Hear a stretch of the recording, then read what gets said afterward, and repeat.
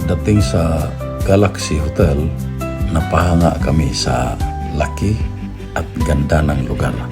Parang ibang mundo.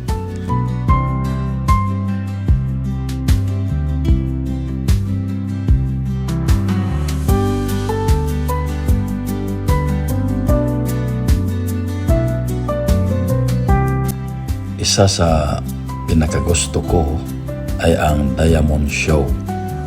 Hindi lang dahil maganda itong panoorin, kundi dahil nakikita ko rin ang saya sa mukha ng pamilya ko.